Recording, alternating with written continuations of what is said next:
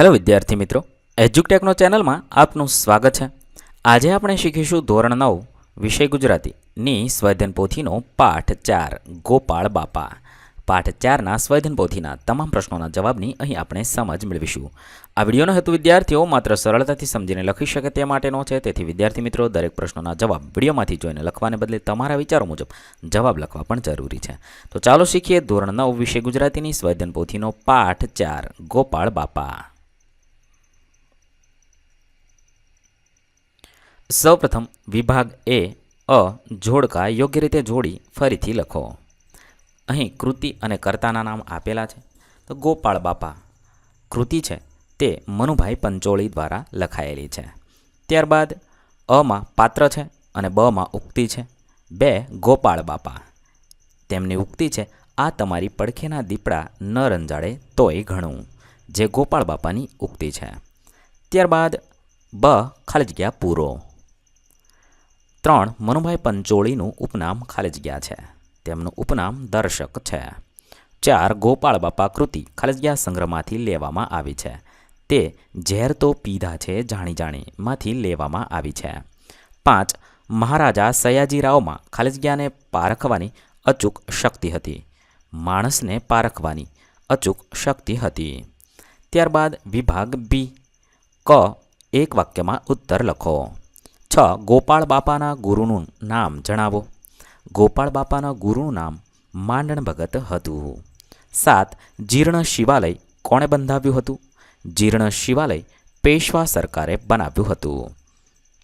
ત્યારબાદ 8 ગોપાળ બાપા જમીનની ખટપટ કોના માટે કરતા હતા? ગોપાળ બાપા જમીનની ખટપટ ગરીબો ભાઈબંધના દીકરા માટે કરતા હતા। ત્યારબાદ ડ 2-3 વાક્યમાં ઉત્તર લખો। 9 ગોપાળ બાપાએ શિવાલયની પૂજા કરવાની શા માટે ના પાડી દીધી? ગોપાળ બાપાએ શિવાલયની પૂજા કરવાની ના પાડી દીધી કારણ કે તેઓ માનતા હતા કે આપણે સૌ મૂર્તિઓ જ છીએ, આ મૂર્તિઓની રહેવાની જગ્યા નથી મળતી, ત્યાં વળી પથ્થરની મૂર્તિઓને ક્યાં પધરાવવી, તેથી તેમણે શિવાલયની પૂજા કરવાની ના પાડી દીધી। 10 માંડણ ભગત વિશે 2-3 વાક્યમાં પરિચય આપો। માંડણ ભગત ગોપાળ બાપાના ગુરુ હતા। તેમણે ગોપાળ બાપાને હરિનામનો વેપાર કરવાનું કહ્યું હતું। તેમનો વર્ણ કાળો હતો, તેમને આંખો નીચે રાખવાની ટેવ હતી। એમનું હાસ્ય બાળકના જેવું નિર્મળ અને એમનો અવાજ વાંસળી જેવો હતો। તેઓ કૂતરાનું ધ્યાન રાખતા હતા। ત્યારબાદ 7-8 લીટીમાં ઉત્તર લખો। 11 ગોપાળ બાપાનું પાત્રલેખન કરો। ગોપાળ બાપા નિષ્ઠાવાન અને નીડર પુરુષ હતા। સયાજીરાવ સાથે વાતચીત દરમિયાન એમની અમાન્ય રાખે છે। ગોપાળ બાપાએ સયાજીરાવને કરેલા સૂચનોમાં એમનું ખેતી વિષયક જ્ઞાન અને ગરીબોનું ભલું કરવાની ભાવના દેખાય છે। ગોપાળ બાપા મૈત્રી સારી રીતે નિભાવી જાણે છે। એમનામાં ક્યાંય દિલચોરી નહીં, ક્યાંય સ્વાર્થ વૃત્તિ નહીં, ક્યાંય બેવફાઈ પણ નહીં। ગુરુ માંડણ ભગતની આજ્ઞાથી હરિનામનો જ વેપાર કરનાર ગોપાળ બાપા એક નિસ્વાર્થ પરોપકારી અને સારા સમાજ સેવક હતા। ત્યારબાદ સવાલ નંબર 12 પાઠના આધારે સયાજીરાવ ગાયકવાડ વિશે 7-8 વાક્ય લખો। સયાજીરાવ ગાયકવાડની માણસ પારખવાની શક્તિ ખૂબ સારી હતી। તેઓ ગોપાળ બાપાના મંદિર અંગેના સૂચનોનો સહર્ષ સ્વીકાર કરે છે, જેમાં તેમની વિનમ્રતા દેખાઈ આવે છે। ગોપાળ બાપા પાસેથી તેમના ગુરુ વિશે જાણવાનું તેમને કુતૂહલ જાગે છે। માંડણ ભગતનું ઉમદા ચરિત્ર જાણીને સયાજીરાવ વાહ બોલી ઉઠે છે।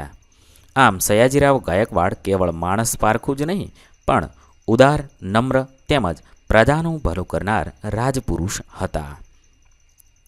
ત્યારબાદ વિભાગ સી વ્યાકરણ વિભાગ છે। નીચેના પ્રશ્નોના આપેલ વિકલ્પોમાંથી યોગ્ય વિકલ્પ પસંદ કરીને ઉત્તર લખો। 13 સાચી જોડણી કૌંસમાંથી શોધો।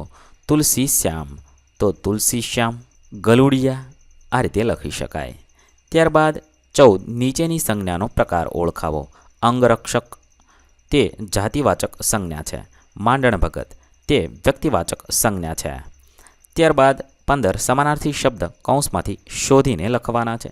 1 મૂડી તેનો સમાનાર્થી શબ્દ પૂંજી થશે અને વિસ્મય તેનો સમાનાર્થી શબ્દ આશ્ચર્ય થશે। ત્યારબાદ 16 નીચેના શબ્દોમાં કયો પ્રત્યય રહેલો છે તે જણાવવાનો છે। શિકારી અહીંયા પર પ્રત્યય છે। વિલક્ષણ અહીંયા પૂર્વ પ્રત્યય લાગેલો છે. ત્યારબાદ 17 નીચે આપેલા શબ્દોના લિંગ ઓળખાવો. 1 વાંસળી સ્ત્રીલિંગ છે. 2 આંબો પુલ્લિંગ છે. 3 કોતર સ્ત્રીલિંગ છે. સવાલ નંબર 18 નીચેના વાક્યોમાંના અલંકાર ઓળખાવો. 1 ભગતનો અવાજ જોયો હોય તો વાંસળી જોવો. આ ઉપમા અલંકાર છે. ત્યારબાદ 19 નીચેના શબ્દોના સમાસ ઓળખાવો. 1 ઝાડા ઝાંખરા આ દ્વંદ્વ સમાસ છે. 2 શિવાલય આ તત્પુરુષ સમાસ છે.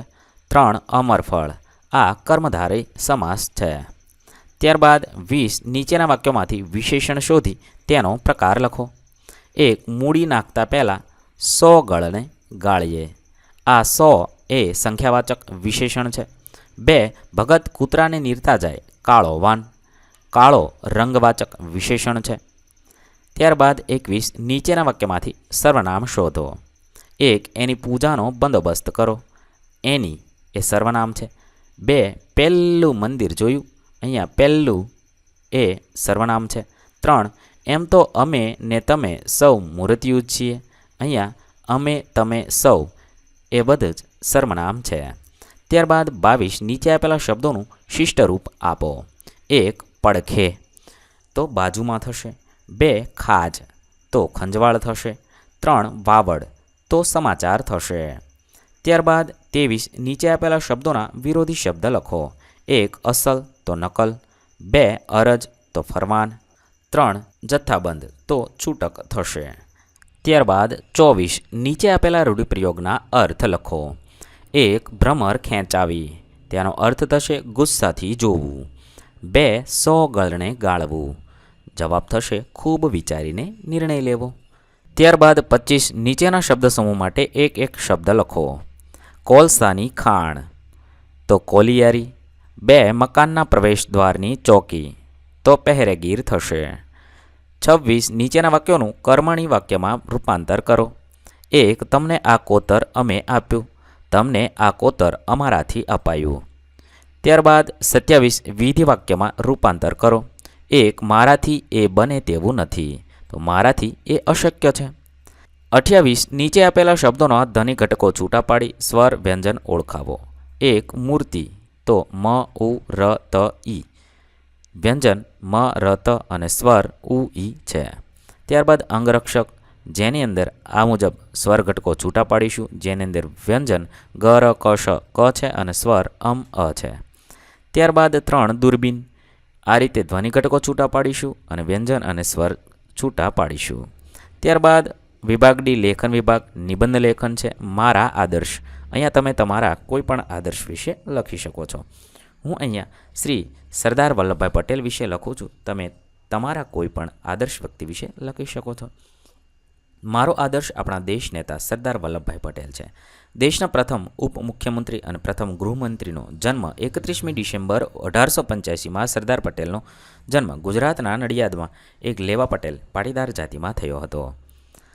તેઓ ઝવેરભાઈ પટેલ અને લાડબાઈ દેવીની ચોથી સંતાન હતા. સોમાભાઈ નરસિંહભાઈ વિઠ્ઠલભાઈ તેમના અગ્રજ હતા. સૌથી નાના હોવાને કારણે તેમને ખૂબ લાડ પ્રેમ મળ્યો હતો. સરદાર પટેલે શરૂઆતના અભ્યાસમાં મુખ્યતમ સ્વાધ્યાયથી જ શરૂઆત કરી હતી. 1893ની વાત છે. ગુજરાતના નડિયાદના એક શાળામાં બાળકો પોતાના એક ટીચરથી ખૂબ ગભરાતા હતા. એક દિવસ ધોરણ 6ના એક બાળકને એ ટીચરે ઠપકો આપીને ક્લાસમાંથી બહાર કાઢી મૂક્યો કારણ કે તે મોડેથી આવવાનો દંડ લાવ્યો નહોતો. બાળકના સમર્થનમાં સરદાર પટેલ આગળ આવ્યા અને ટીચર ક્લાસમાંથી જતાં જ બાળકો એક થઈને ટીચર વિરુદ્ધ લડવા માટે પ્રેરિત કર્યા. આખા ક્લાસે ટીચરનો બહિષ્કાર કર્યો. છેવટે ટીચરને બધાની માફી માગવી પડી. ખેડૂત પરિવારમાં જન્મેલા પટેલ પોતાની કૂટનીતિક ક્ષમતાઓ માટે પણ યાદ કરવામાં આવે છે. આઝાદ ભારતને એકજૂથ કરવાનો શ્રેય પટેલની રાજકારણીય અને કૂટનીતિક ક્ષમતાને જ આપવામાં આવે છે. સરદાર પટેલને પોતાની શાળાનો અભ્યાસ પૂરો કરવામાં ઘણો સમય લાગ્યો. તેમણે 22 વર્ષની વયમાં 10મા ધોરણની પરીક્ષા પાસ કરી. પરિવારમાં આર્થિક તંગીને કારણે તેમણે કોલેજ જવાને બદલે પુસ્તકો લીધા અને ખુદ જિલ્લાધિકારીની પરીક્ષાની તૈયારી કરવા લાગ્યા. આ પરીક્ષામાં તેમણે સૌથી વધુ અંક પ્રાપ્ત કર્યા. 36 વર્ષની વયમાં સરદાર પટેલ વકીલાતનો અભ્યાસ કરવા માટે ઇંગ્લેન્ડ ગયા. તેમની પાસે કોલેજ જવાનો અનુભવ નહોતો, છતાં 36 મહિનાના વકાલતના કોર્સને માત્ર 30 મહિનામાં જ પૂરો કરી લીધો.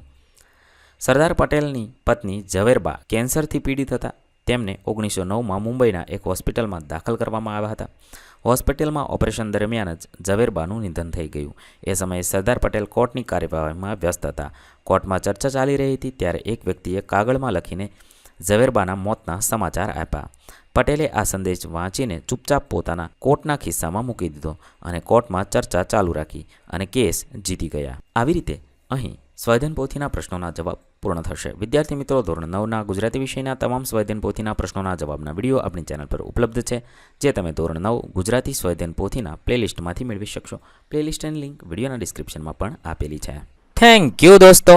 એજ્યુકટેકનો ચેનલ તરફથી વિડીયો નિહાળવા બદલ આપનો આભાર. આવા બીજા વિડીયોઝ નિહાળવા માટે અમારી યુટ્યુબ ચેનલ એજ્યુકટેકનો અત્યારે જ સબસ્ક્રાઇબ કરો. આભાર દોસ્તો.